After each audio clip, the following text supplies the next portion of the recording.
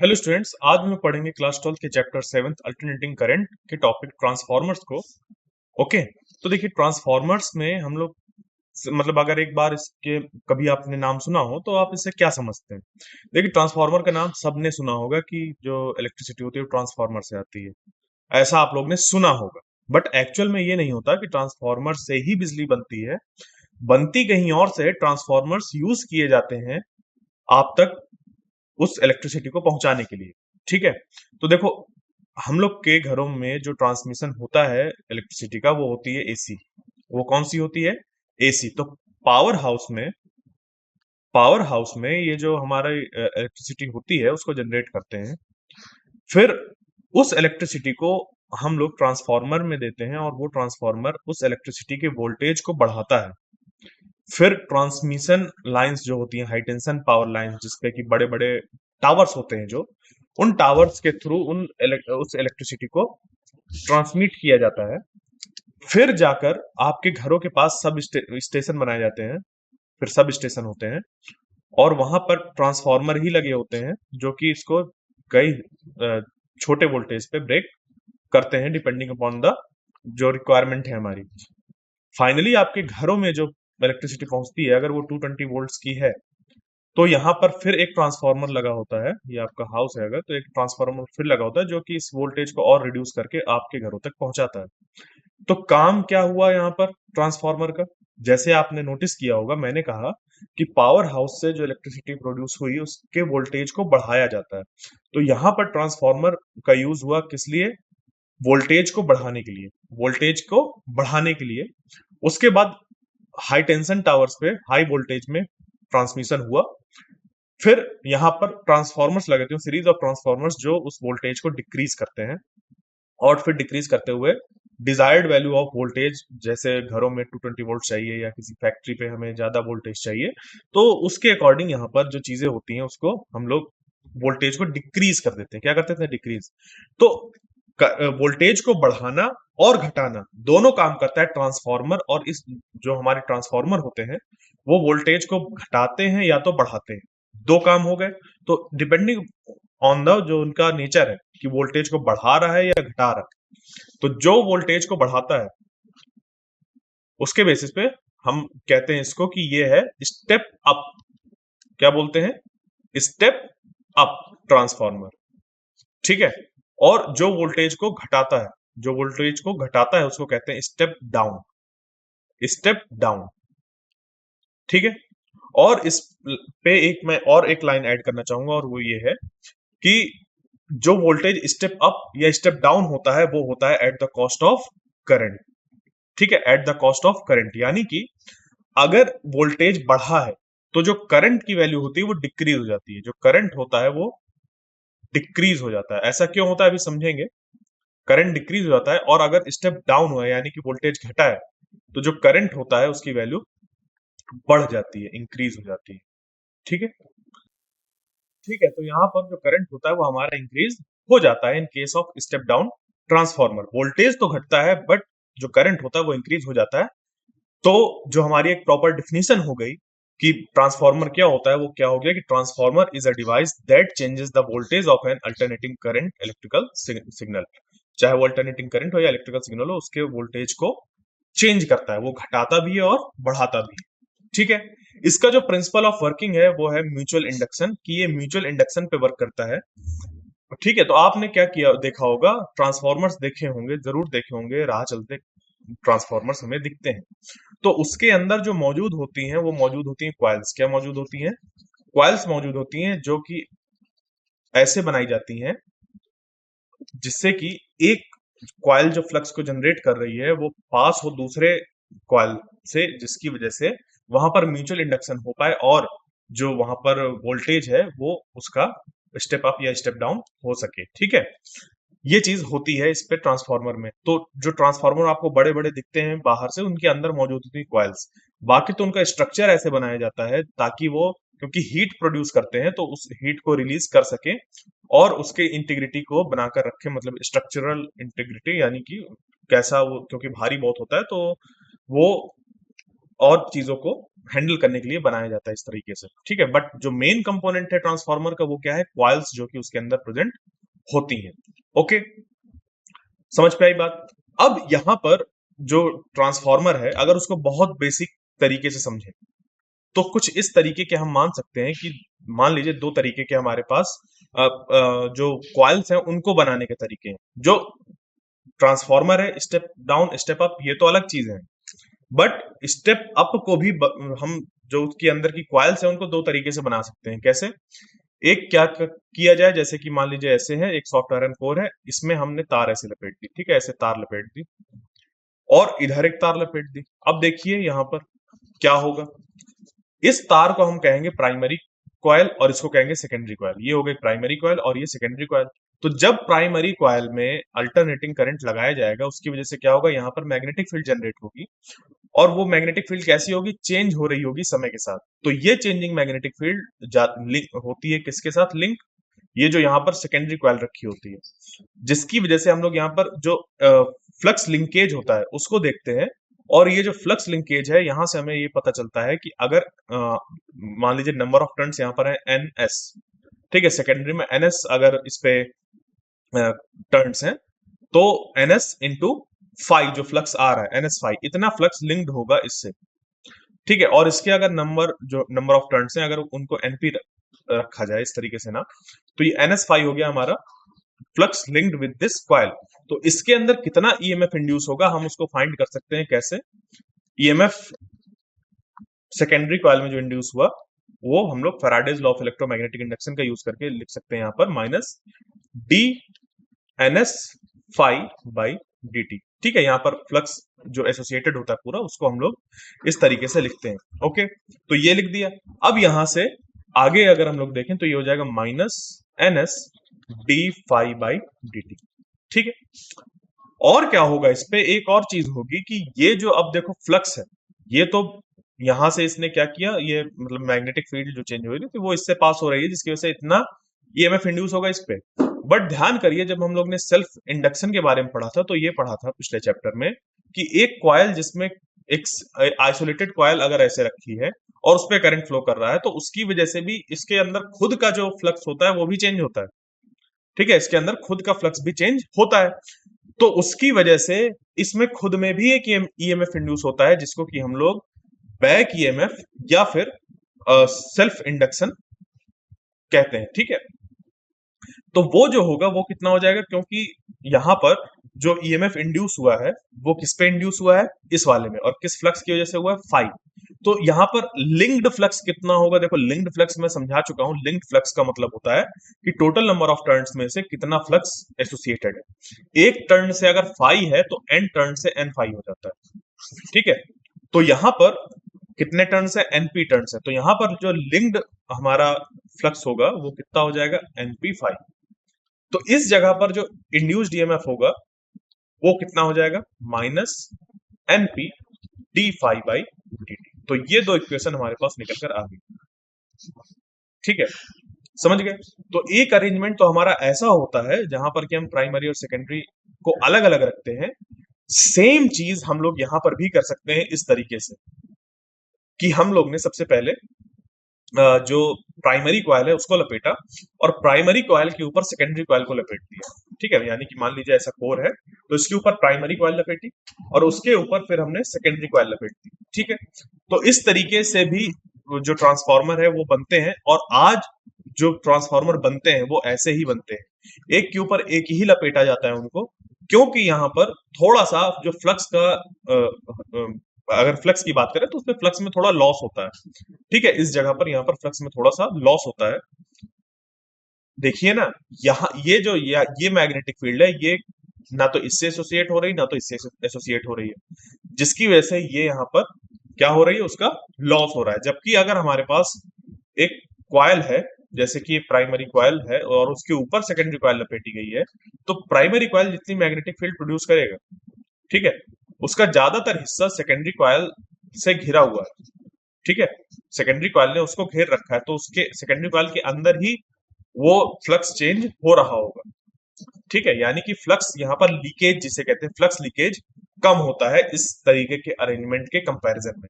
तो step up बनाने के लिए, चाहे स्टेप अप बनाने के लिए, चाहे स्टेप डाउन ट्रांसफार्मर बनाने के लिए हमारे पास दो तरीके हैं, एक तो ये, एक या फिर ये। दोनों में अंतर ये है कि यहाँ पर हमारा जो फ्लक्स लीकेज होता है इस तरीके के अरेंजमेंट में वो कम होता है, जिसकी वजह से इसकी एफिशिएंसी बढ़ जाती है, वर्किंग कैपेसिटी इसकी बढ़ जाती है।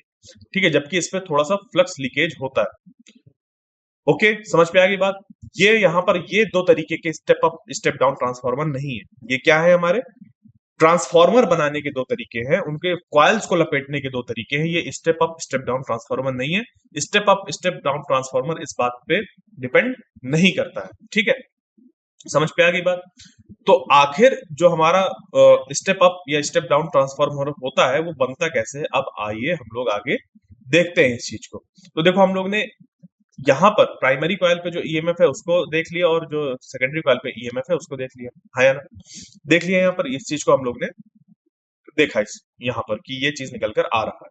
ठीक है, अब मान लीजिए कि हमने ये जो प्राइमरी कॉइल मानी है, देखिए इस यहाँ पर थोड़ा समझाना आसान होता है, इस वजह से मैं इस अरेंजमेंट को ले रहा हूँ, बट आजकल जो अरेंजमेंट चलते हैं वो यही चलते हैं। ठीक है, तो यहाँ पर क्या हुआ कि जो प्राइमरी कॉइल है, मान लीजिए इस पे हम लोग ने क्या किया कि जो नंबर ऑफ टर्न्स रखे वो लो रखे, क्या रखे, लो रखे एज कंपेयर टू एनएस। ठीक है, ध्यान दीजिएगा मैंने क्या किया, जो प्राइमरी कॉइल पे नंबर ऑफ टर्न्स थे उनको कम रखा as compare to secondary coil.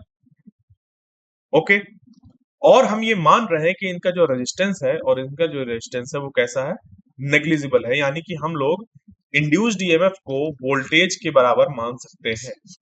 ठीक है, क्योंकि अगर यहाँ पर जो इनका खुद का रेजिस्टेंस है वो कैसा है, बहुत कम है, जिसकी वजह से जो इनके अंदर लॉस होगा वोल्टेज का वो यहाँ पर नहीं होगा। अगर हम लोग ने आर बहुत कम मान लिया, जैसे इंटरनल रेजिस्टेंस होता था ना बैटरी में, जिसके अंदर वोल्टेज ड्रॉप हो जाता था, तो वही चीज कुछ यहाँ पर कही गई है कि इस जगह का जो इंटरनल रेजिस्टेंस है वो हमारा कैसा है, नेग्लिजिबल है। तो जो ईएमएफ है पी और वीपी है वो बराबर हो गया। इसी तरीके से जो सेकेंडरी है इसका भी ईएमएफ और वोल्टेज जो है वो बराबर हो गया। ठीक है, क्लियर, ये चीज समझ पे आ गई। अब उसके बाद यहां से अगर हम लोग देखें तो क्या हमारी जो ये वाली इक्वेशंस हैं, ये दो इक्वेशंस, ये क्या बन जाएंगी इस जगह पर, ये इक्वेशन बन जाएगी हमारी Vp is equal to minus NP D phi by dt, और ये जो है वो कितना बन जाएगा, ये बन जाएगा V, यहाँ पर हमारा Vs is equal to minus NS D phi by dt।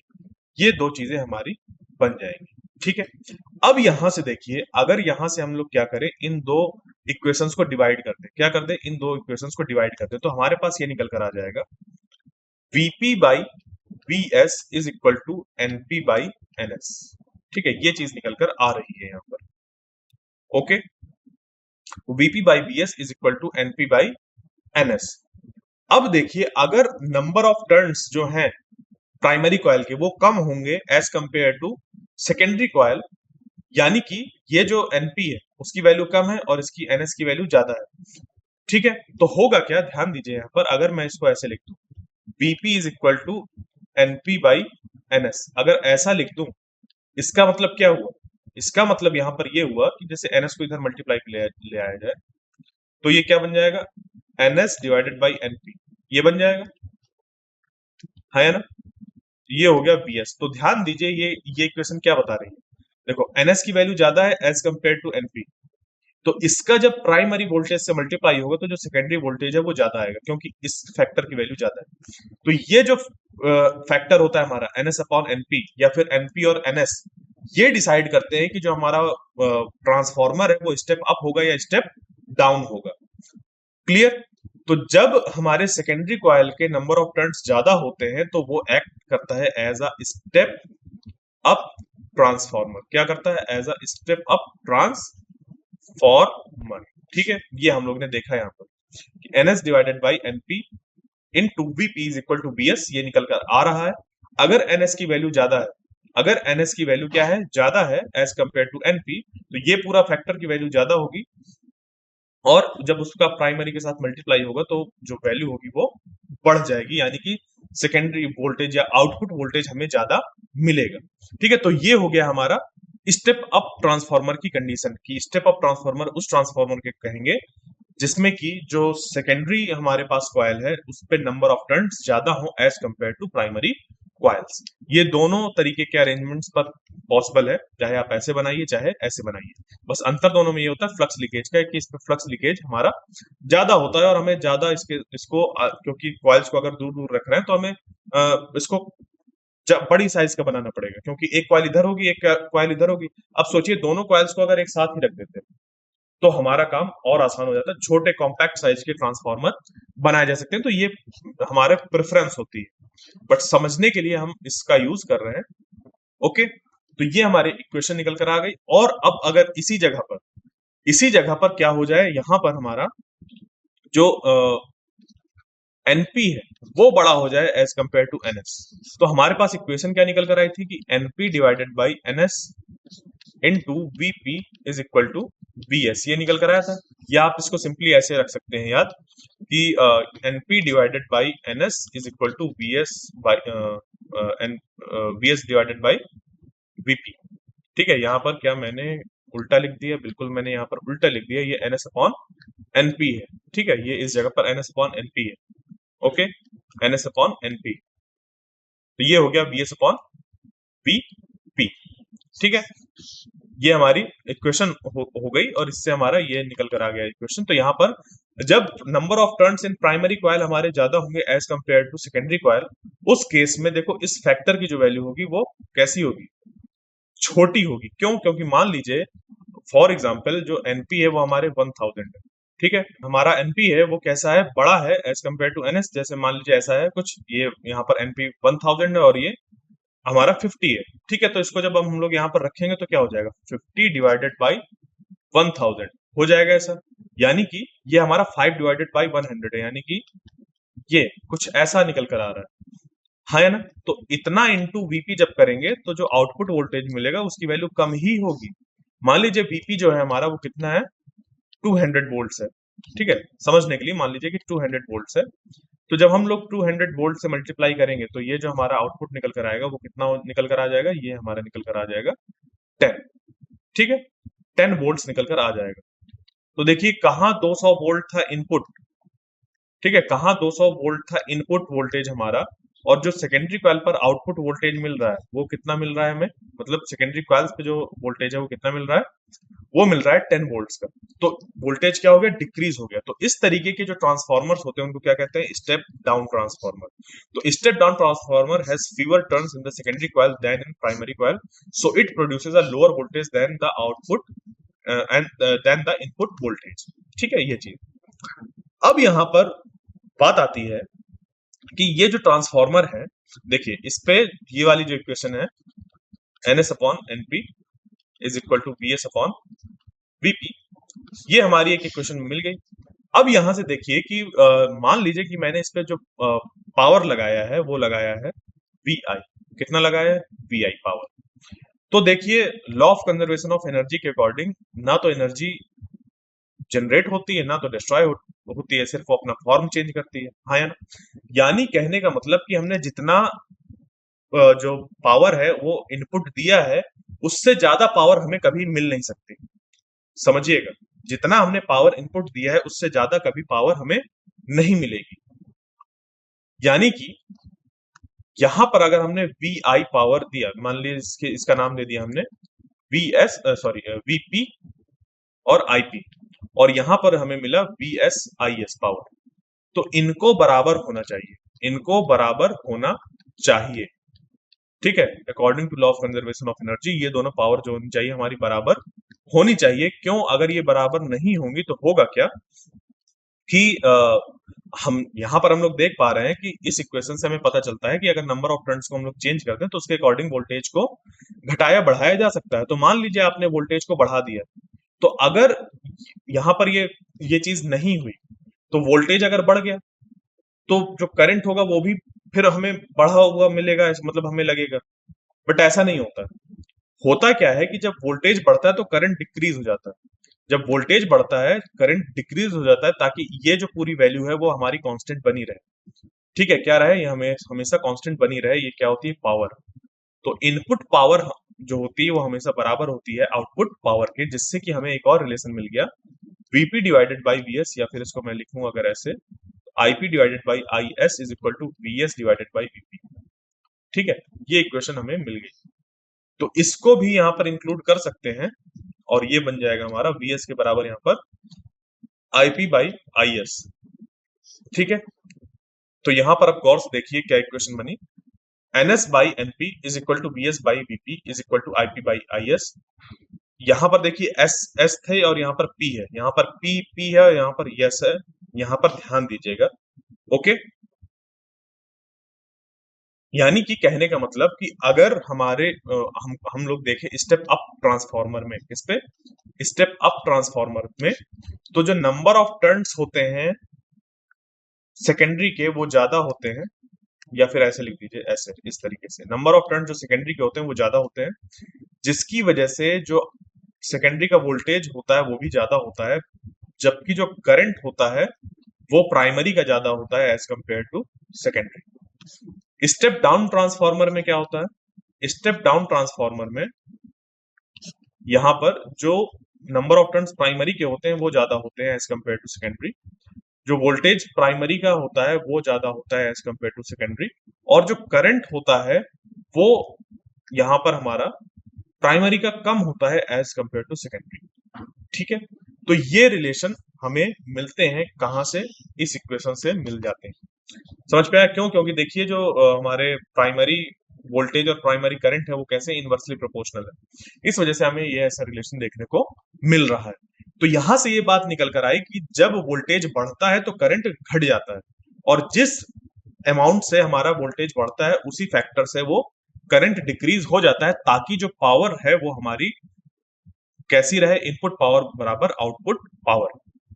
ठीक है, तो अभी तक जो हम लोग पढ़ रहे थे वो कैसे ट्रांसफॉर्मर्स को पढ़ रहे थे, आइडियल ट्रांसफॉर्मर, यानी कि 100% एफिशिएंसी वाले, 100% एफिशिएंसी, यानी कि जितना इनपुट पावर दिया उतना ही आउटपुट पावर।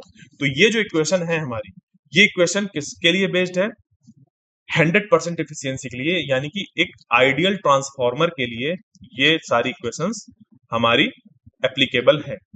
ठीक है, दूसरी चीज इसमें इंपॉर्टेंट बात यह है कि जो ट्रांसफार्मर आजकल बनते हैं, जो कि एक बहुत इंपॉर्टेंट कंपोनेंट्स होते हैं इलेक्ट्रिकल डिवाइसेस के, जैसे कि पावर डिस्ट्रीब्यूशन सिस्टम, जिसको कि आप देखते ही हैं, ऑडियो एम्पलीफायर के यहाँ भी, इसके ऑडियो एम्पलीफायर के अंदर भी ये लगा रहता है, स्टेबलाइजर्स के अंदर ये लगा रहता है, रेडियो ट्रांसमीटर्स जो होते हैं या रिसीवर्स होते हैं उनके अंदर ये चीज मौजूद होती है, ट्रांसफार्मर्स वगैरह, या जो आपके अडेप्टर होते हैं मोबाइल के उनके अंदर भी ये सब ट्रांसफार्मर मौजूद होता है।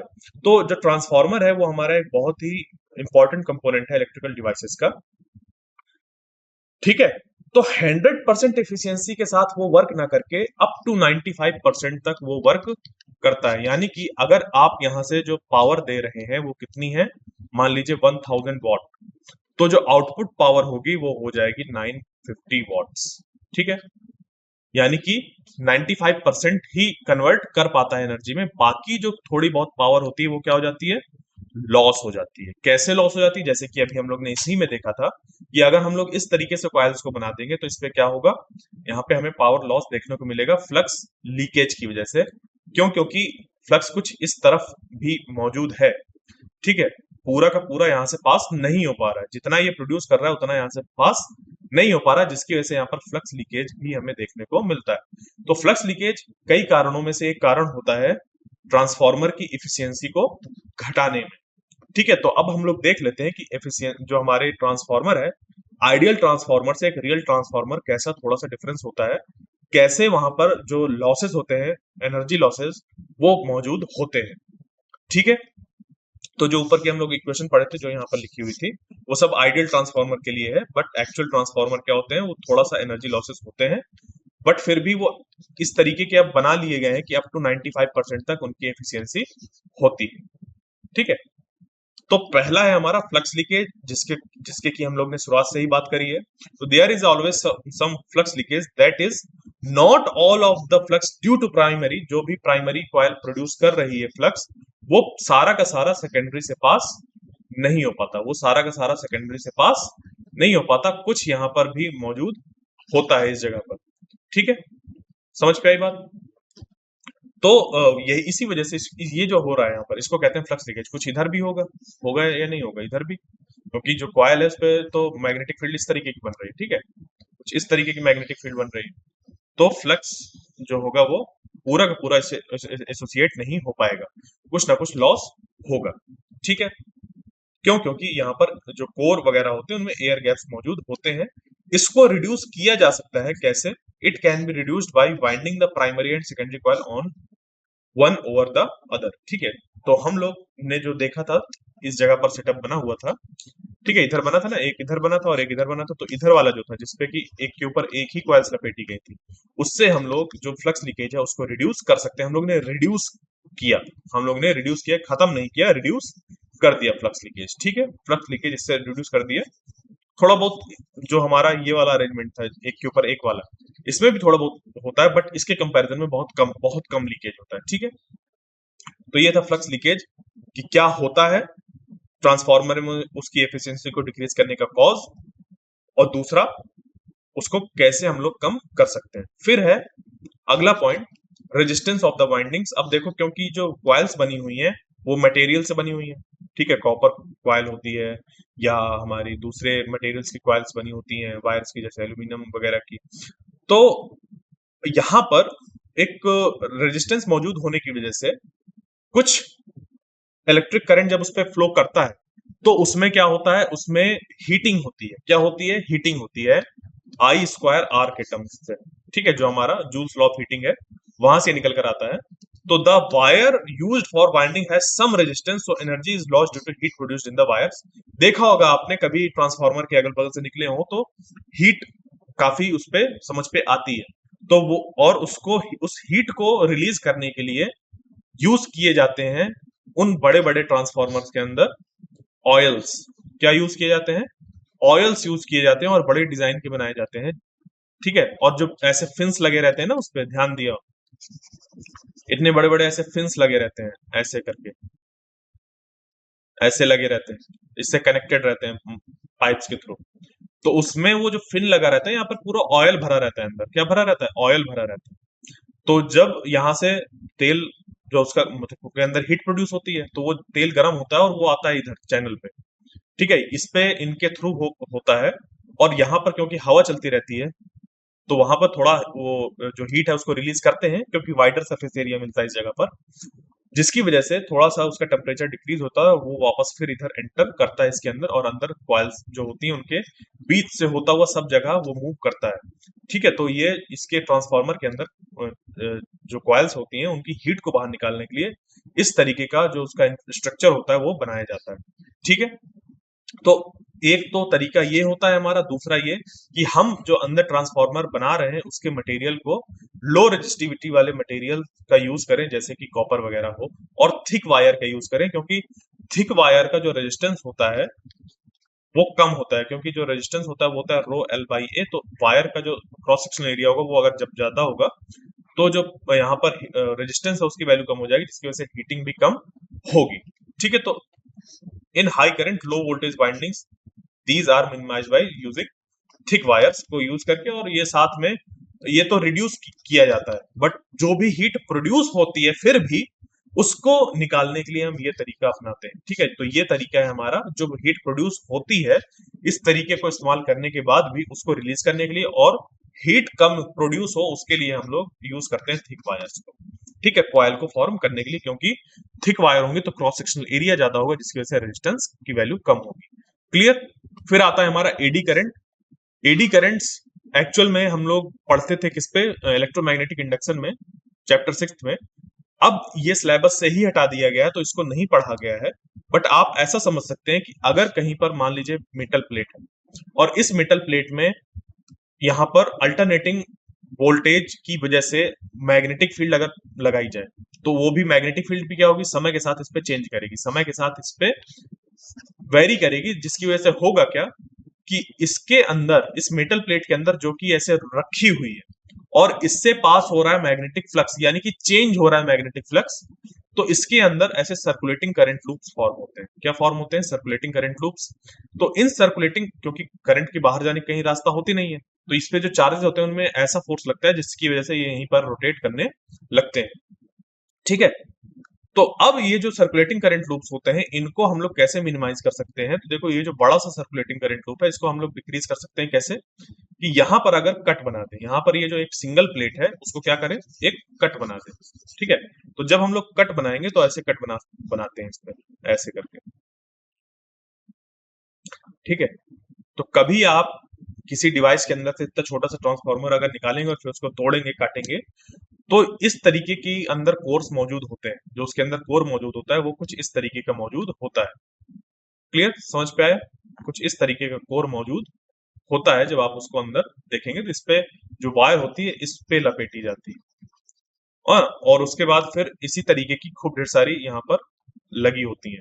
एक सिंगल प्लेट को यूज करने की बजाय या एक सिंगल कोर को यूज करने की बजाय यहाँ पर हम लोग क्या करते हैं, उसको पाई पार्ट्स यूज करते हैं और साथ में इन कोर्स को लैमिनेट कर देते हैं। क्या कर देते हैं? लैमिनेट।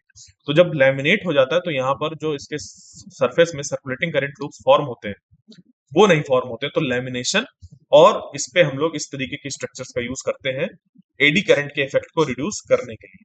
ठीक है। तो alternating magnetic flux induces eddy currents in the iron core and causes heating. क्योंकि करंट प्रोड्यूस होता है इस आयरन कोर में प्रोड्यूस होने लगती है करंट, और जिसकी वजह से वहां पर हीटिंग होने लगती है। तो उससे बचने के लिए हम लोग लैमिनेटेड आयरन कोर्स का यूज करते हैं, जिससे कि हमारा जो एडी करंट है वो फॉर्म ना हो।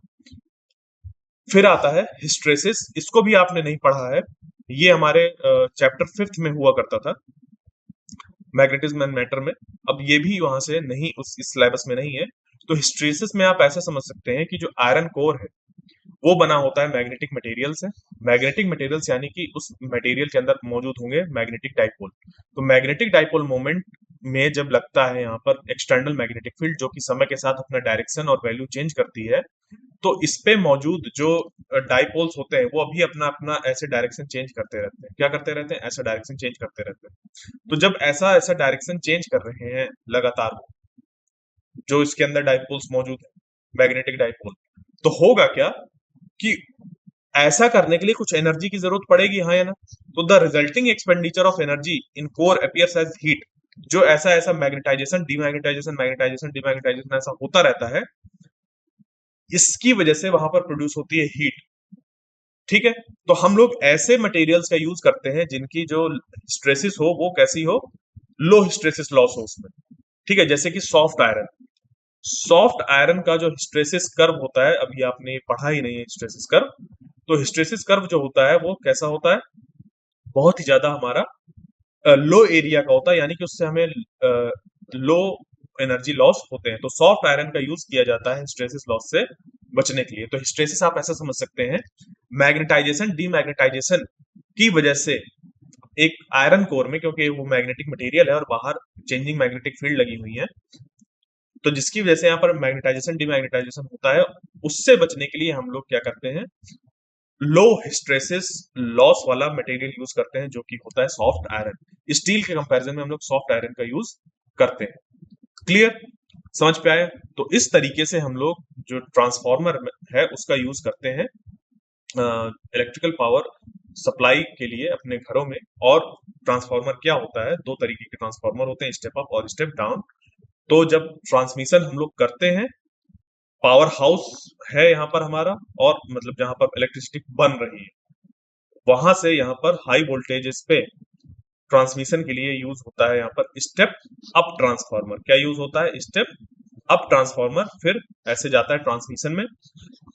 घरों के पास बहुत ढेर सारे series of step down transformer लगे होते हैं, पहले सब स्टेशन, पहले स्टेशन में, फिर सब स्टेशन में, इस तरीके से करते करते फिर आपके घरों के पास में भी एक ट्रांसफार्मर लगा होता है, और फाइनली जाके आपके घर में ये यहाँ पर वोल्टेज मिल जाता है, लो वोल्ट, थोड़ा 220 वोल्ट्स के आसपास का। ठीक है। बात क्लियर हुई? तो इस तरीके से यहाँ पर होता है। और हम लोग क्यों यहाँ पर हाई वोल्टेज में ट्रांसमिशन करते हैं, इसका आंसर मैं पहले भी बता चुका हूं, ताकि जो इनके थ्रू पावर लॉस है वो कम हो। क्योंकि जो पावर लॉस होता है हमारा वो होता है I²R। अब मान लीजिए जो यहाँ पर आपने पावर सप्लाई किया है वो है P V I, P is equal to V I. ठीक है, पावर सप्लाइड जो है आपका वो कितना है, पावर सप्लाइड है ये, power supplied is equal to V I. तो देखो करंट दोनों के केस में सेम होगा, तो हम लोग क्या करेंगे यहाँ से, P S by V S is equal to I, ऐसे, और आई को यहाँ पर पुट कर देंगे, तो ये हो जाएगा P L is equal to P S by V S का होल स्क्वायर ऐसा है। यानी कि जितना ज्यादा ट्रांसमिशन में यहाँ पे वोल्टेज होगा, ट्रांसमिशन के केस में जितना ज्यादा यहाँ पर वोल्टेज होगा उतना कम पावर लॉस होगा। तो इस इक्वेशन की वजह से, क्योंकि ये इनवर्सली प्रोपोर्शनल है, तो जितना ज्यादा यहाँ पर पावर, यहाँ पर हम अप्लाई, जितना ज्यादा हम लोग वोल्टेज अप्लाई करेंगे इस जगह पर ट्रांसमिशन के लिए, उतना कम पावर लॉस होगा। क्लियर, क्योंकि करंट की वैल्यू डिक्रीज हो जाती है सेम अमाउंट ऑफ पावर को ट्रांसमिट करने के लिए। समझ पे आ गई बात, ये चीज। तो इस तरीके से हमारा ये जो चैप्टर था अल्टरनेटिंग करंट वो फिनिश हुआ। आई होप जो इस पे चीजें थी एक एक करके हम जो समझ आपको आई होंगी किस तरीके से चीजें हमारी यहाँ पर वर्क करती हैं। तो थैंक यू।